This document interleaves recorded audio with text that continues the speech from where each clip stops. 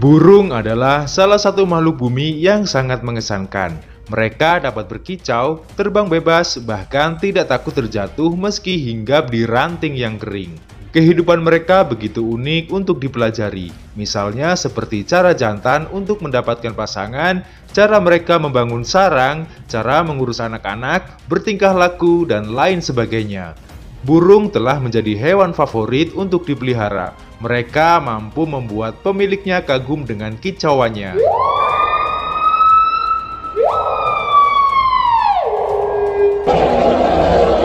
Membahas tentang dunia burung tentu sangat beragam.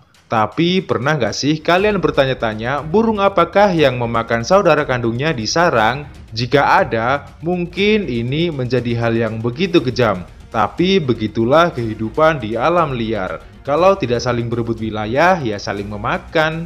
Karena pada dasarnya setiap hewan yang mencapai dewasa tentu saja mereka melewati serangkaian tantangan untuk menjadi bagian dari persentase minimal yang mencapainya.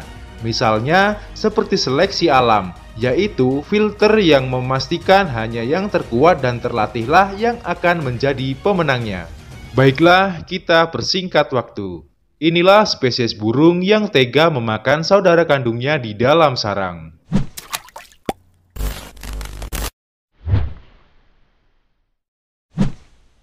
Yang pertama, burung paruh sepatu atau sobil stork.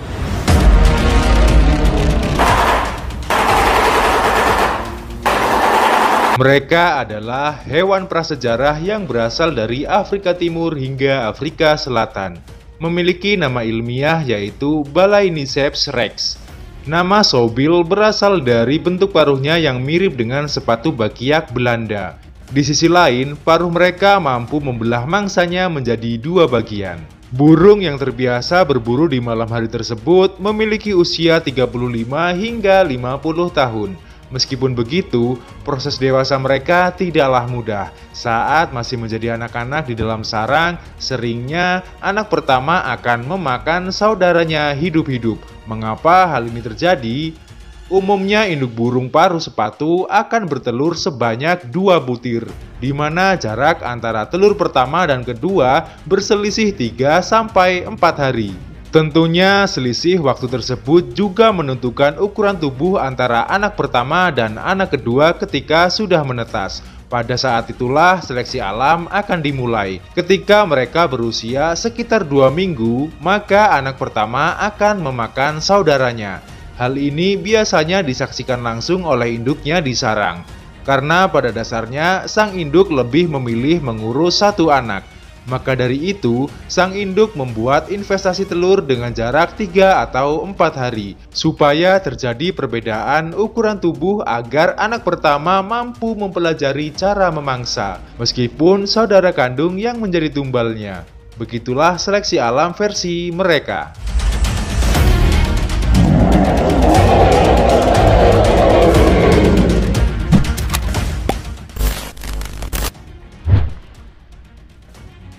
Yang kedua, bangau biru besar.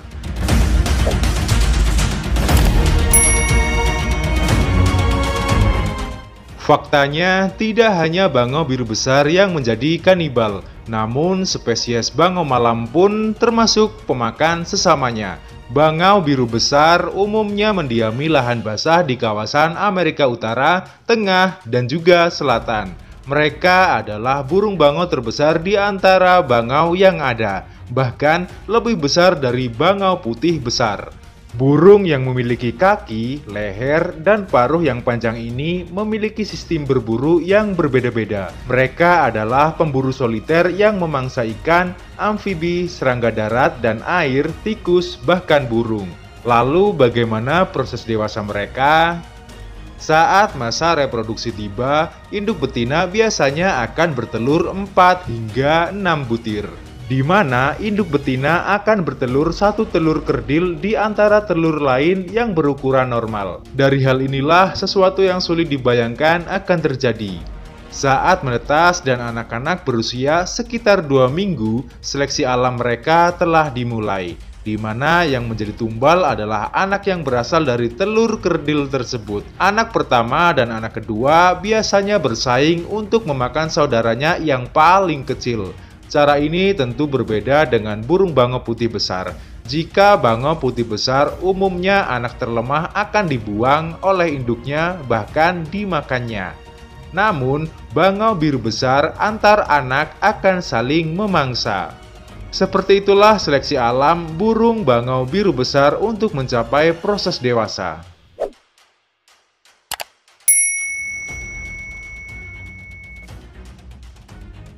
Yang ketiga, burung bobi berkaki biru. Burung ini tampak asing bagi kita. Mereka adalah burung laut yang mendiami Samudra Pasifik bagian timur. Burung ini mempraktikkan penetasan telur yang tidak sinkron. Apa tujuannya? Tentu saja untuk pasokan pangan bagi anaknya yang lain ketika sudah menetas. Ketidaksinkronan telur tersebut mengakibatkan ketimpangan pertumbuhan dan kesenjangan ukuran antar saudara kandung, yang menyebabkan terjadinya pembunuhan saudara kandung fakultatif. Burung ini terancam bahaya karena kelangkaan pangan. Oleh sebab itu, cara induk betina berinvestasi telur dengan jarak yang tidak sinkron adalah untuk pasokan makanan bagi anaknya yang terkuat.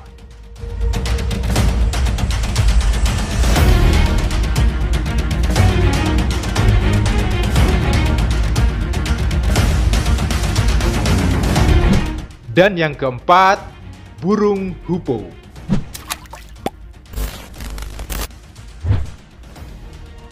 Burung dengan nama latin Eupupa epaps ini memiliki tampilan yang sangat mempesona di bagian jambul kepalanya. Mereka memiliki cara yang unik untuk bertahan hidup. Selain pintar menyimpan pasokan makanan dan mampu mengeluarkan bau daging busuk melalui ekornya, ternyata burung hoopoe juga membesarkan anak-anaknya dengan cara yang berbeda. Pada saat masa reproduksi, induk betina bertelur sebanyak 4 hingga 10 telur, di mana beberapa telur diantaranya adalah telur tambahan yang nantinya akan digunakan sebagai investasi ketika telur-telurnya telah menetas. Tujuannya untuk memberi makanan pada anak yang tertua. Jadi, anak-anak termuda dari hasil telur tambahan tersebut nantinya akan dijadikan makanan bagi anak tertuanya. Meskipun ini mengerikan, namun kanibalisme antar saudara tersebut dapat memberikan manfaat evolusi bagi mereka.